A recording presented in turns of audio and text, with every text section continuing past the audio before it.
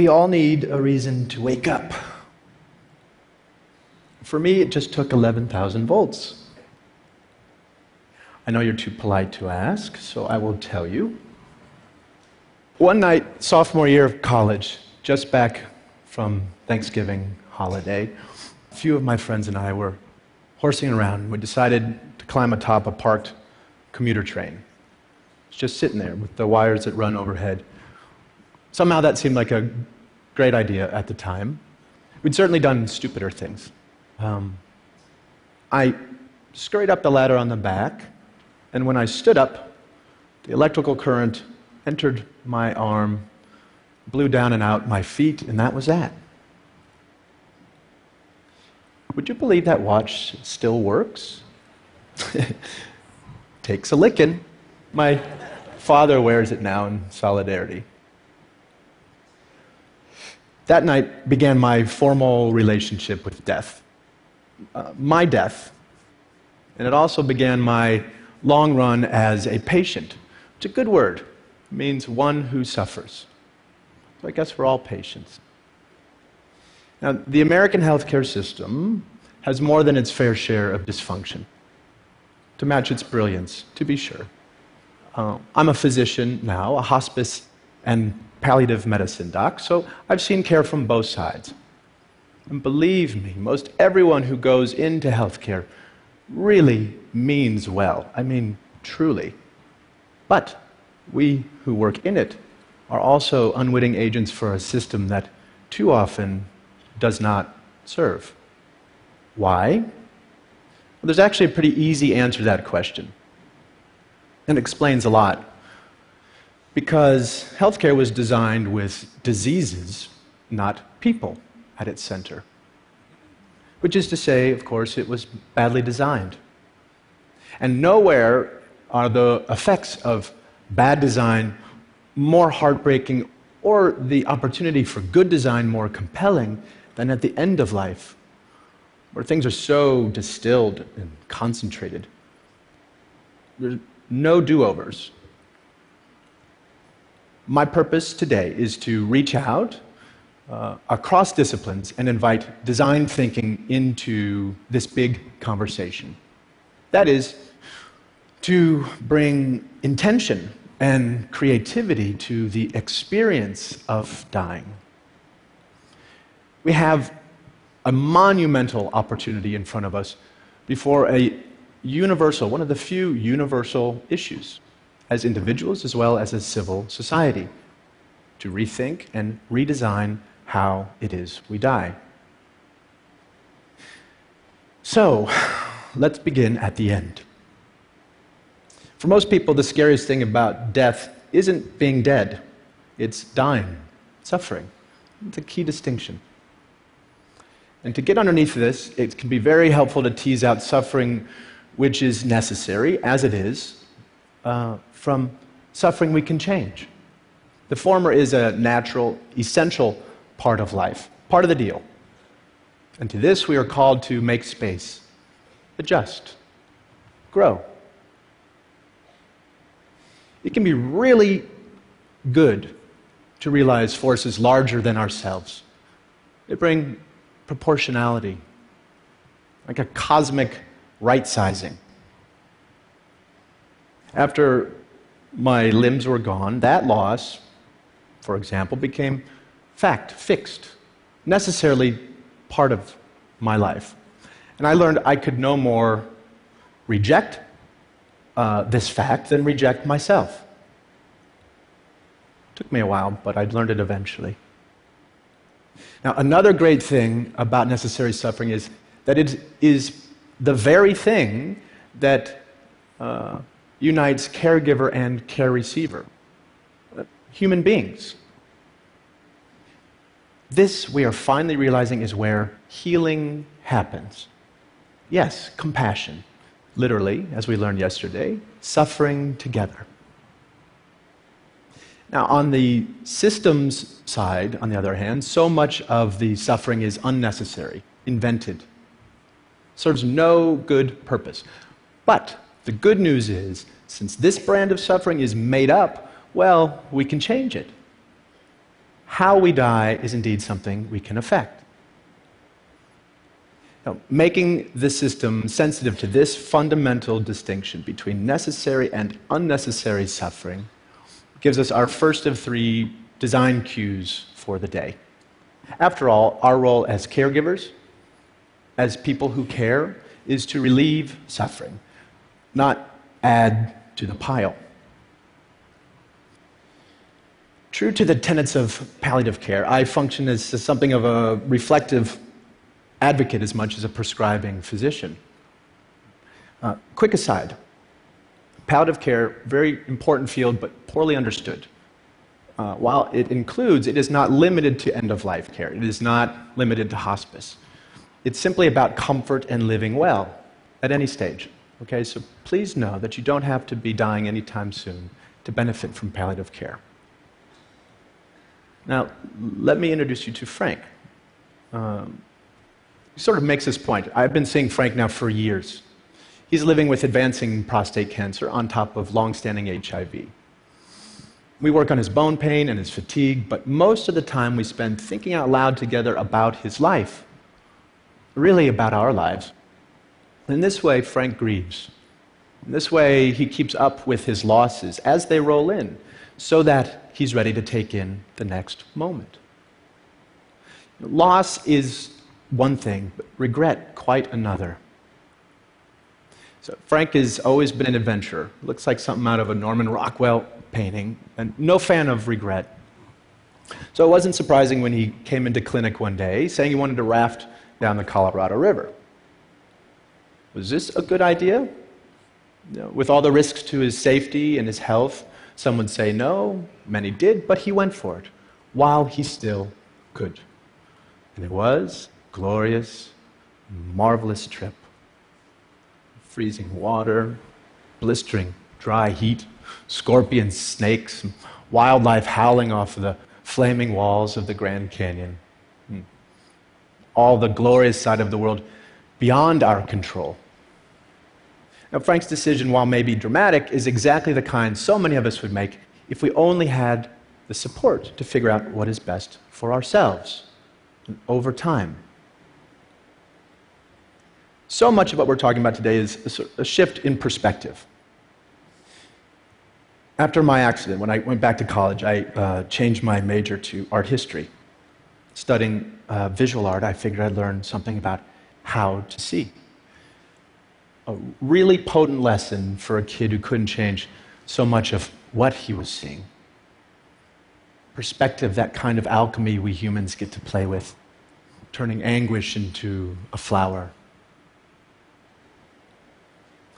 Flash forward, now I work at an amazing place in San Francisco called the Zen Hospice Project, where we have a little ritual that helps with this shift in perspective.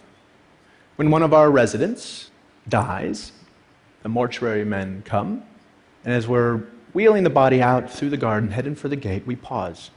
Anyone who wants. Fellow residents, family, nurses, volunteers, the hearse drivers too now. Share a story or a song or silence as we sprinkle the body with flower petals. It takes a few minutes. It's a sweet, simple parting image to usher in grief with warmth rather than repugnance. Contrast that with the typical experience in the hospital setting. Much like this, floodlit room lined with tubes and beeping machines and blinking lights that don't stop even when the patient's life has. Cleaning crew swoops in, the body's whisked away. It feels as though that person had never really existed. Well-intended, of course, in the name of sterility, but hospitals tend to assault our senses. And the most we might hope for within those walls is numbness. Anesthetic. Literally the opposite of aesthetic. I revere hospitals for what they can do. I am alive because of them. But we ask too much of our hospitals. They are places for acute trauma and treatable illness. They're no place to live and die. That's not what they were designed for. Now, mind you, I'm not giving up on the notion that our institutions can become more humane. Beauty can be found anywhere. I spent a few months in a burn unit at St. Barnabas Hospital in Livingston, New Jersey, where I got really great care at every turn, including good palliative care for my pain. And one night, it began to snow outside. I remember my nurses complaining about driving through it. And there was no window in my room, but it was great to just imagine it coming down, all sticky. Next day, one of my nurses smuggled in a snowball for me. She brought it into the unit. I cannot tell you the rapture I felt holding that in my hand. And the coldness dripping onto my burning skin, the miracle of it all, the fascination as I watched it melt and turn into water.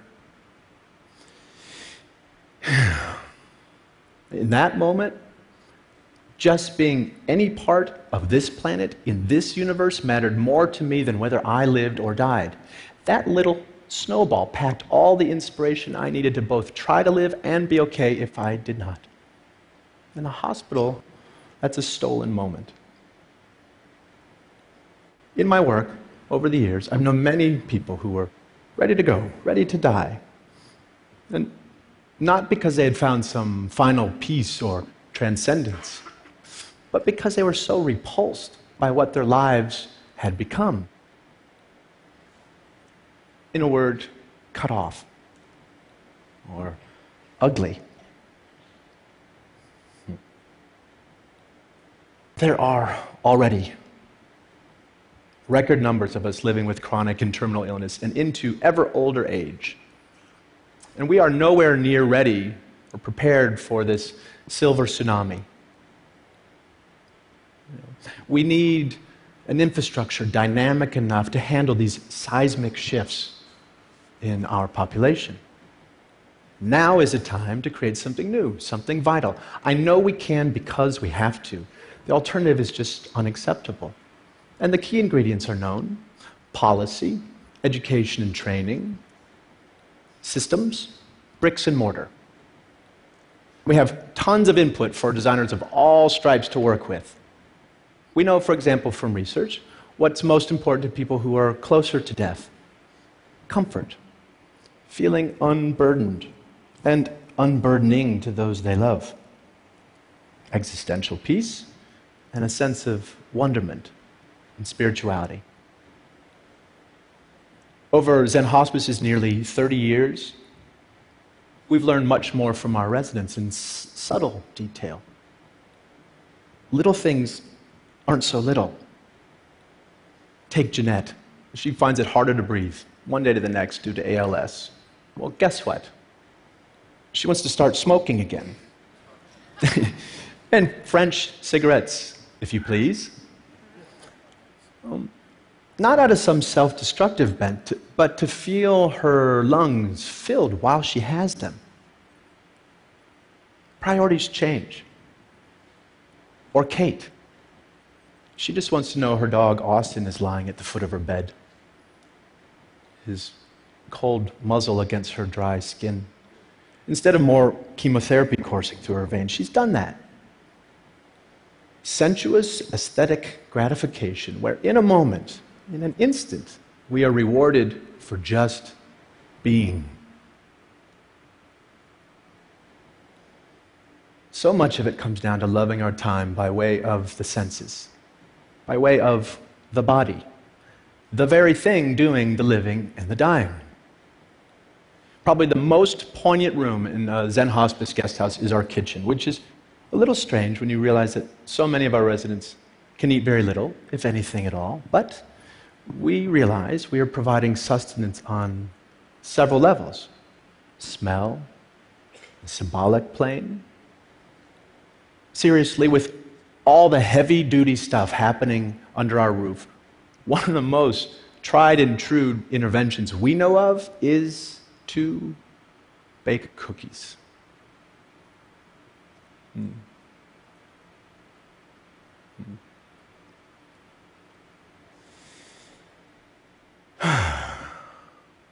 As long as we have our senses, even just one, we have at least the possibility of accessing what makes us feel human, connected. Imagine the ripples of this notion for the millions of people living and dying with dementia. Primal sensorial delights that say the things we don't have words for, impulses that make us stay present, no need for a past or a future. So, if teasing unnecessary suffering out of the system was our first design cue, then tending to dignity by way of the senses, by way of the body, the aesthetic realm is design cue number 2. Now, this gets us quickly to the third and final bit for today. Namely, we need to lift our sights, to set our sights on well-being. So that life can become, and health care can become about making life more wonderful rather than just less horrible. Beneficence. Here, this gets right at the distinction between a disease-centered and a patient or human-centered model of care.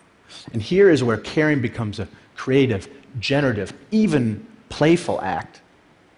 Play may sound like a funny word here, but it's also one of our highest forms of adaptation. Consider every major compulsory effort it takes to be human. The need for food is birth cuisine. The need for shelter has given rise to architecture. The need for cover, fashion. And for being subjected to the clock, well, we invented music. So, since dying is a necessary part of life, what might we create with this fact? By play, I am in no way suggesting that we take a light approach to dying or that we mandate any particular way of dying. There are mountains of sorrow that cannot move, and one way or another, we will all kneel there.